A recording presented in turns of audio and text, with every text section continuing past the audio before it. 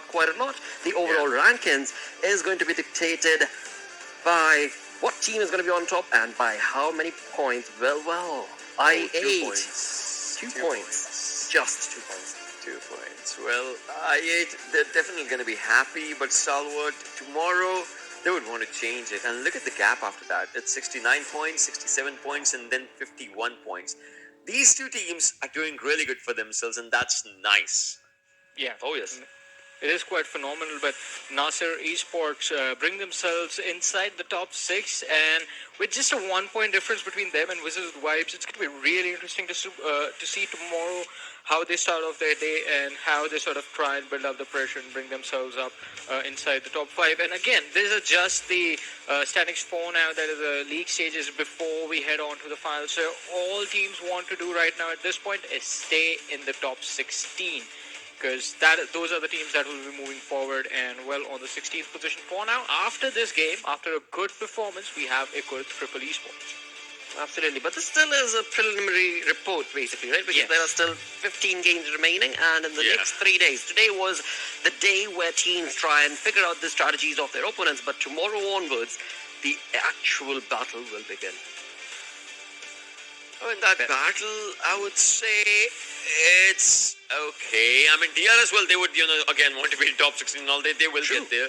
A1 Esports, I want to know what's going, because we did not talk about this team overall right now, right? At all. A1 Esports, I don't know what's going wrong with this team, because this team loves to be in top 8 or something on the first days mostly. We've seen that happen. Yeah.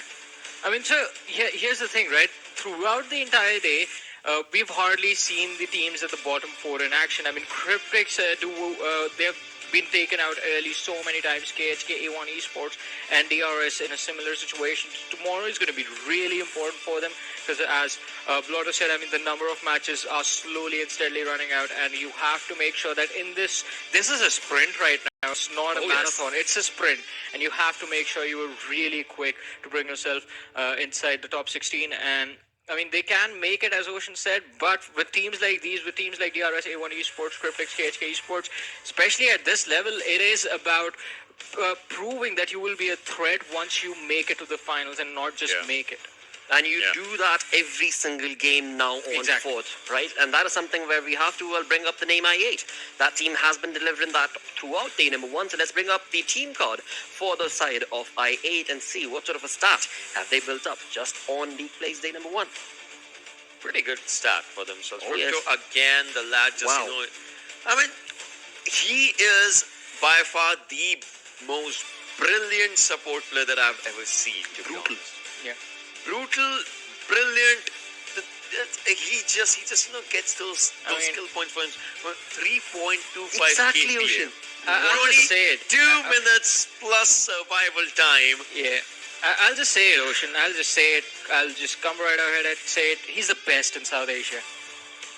He definitely is. He definitely is the best that there is in South Asia when it comes down to the support format, and well, he gets those skills as well. I don't know what sort of support player he is. I mean, he's the best player all over. I mean, because as you said, I mean, his role inside of the team is usually to provide the support fire, but we have seen him not be afraid at all to be the first man charging in. We have seen him be really versatile with his playstyle, and kudos to his teammates as well, Reviews, Blade, and Uzum, who do a wonderful job of making sure that their playstyle is as versatile as Crypto, because you see a few matches in which they do like to, in certain situations, play around him and his firepower, but they are not afraid to step up their game when it's definitely required of them, as we did see earlier on in today, where Blade and in fact Uzum was able to finish off the match against our esports, who are just proving to be their rivals at this point. But still, this team is incredible, and Crypto, again, best South Asia has to offer. Let's move on along and have a look at the day summary as I bring up one more point that XP had brought in during the cast. And he was talking about I8 and how these 4 lads have stuck together as a team for such a long time. And that synergy that they've created is the reason why this team ends up dominating in all of these fights that they end up taking. It kind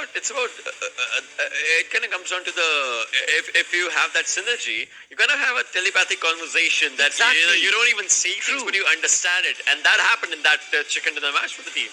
Yeah. Absolutely. You've been in those sort of different situations on different maps countless number of times, and you have made it a point that before you even